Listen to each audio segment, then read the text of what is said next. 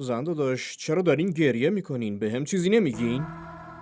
منظورم اینه که از وقتی اومدین یه سره دارین گریه میکنین.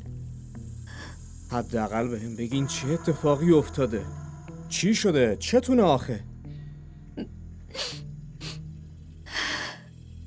زنی که شوهرش داره ازدواج دوم میکنه حق نداره گریه کنه. اوه فهمیدم.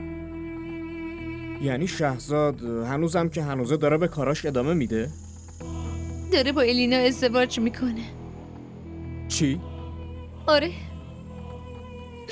مثل همیشه دوباره حرفامو باور نمیکنین نه؟ من دروغ گوام نه؟ هیچکی بهم اعتماد نمیکنه. شهزاد با هم تماس گرفت و گفت که داره با الینا ازدواج میکنه.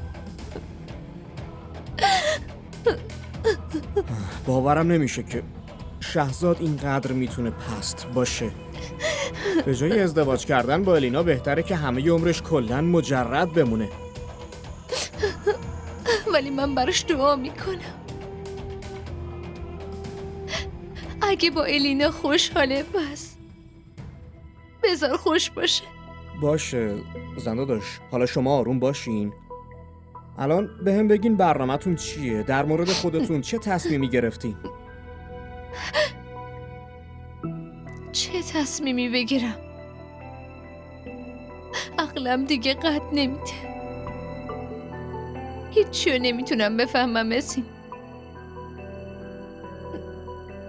انگار توی این زندگی به بنبست رسیدم.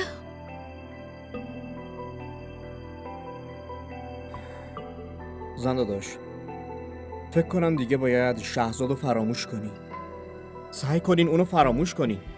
فکر کنم این خیلی براتون بهتر باشه. فراموش کردن یه نفر به این آسونیه نیست.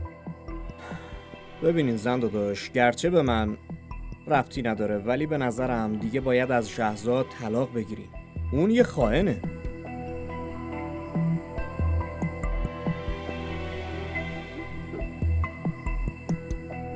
اون منو طلاق داده. چی؟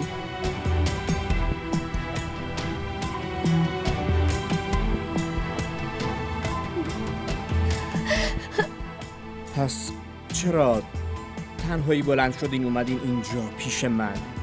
آخه الان توی عدتون هستین.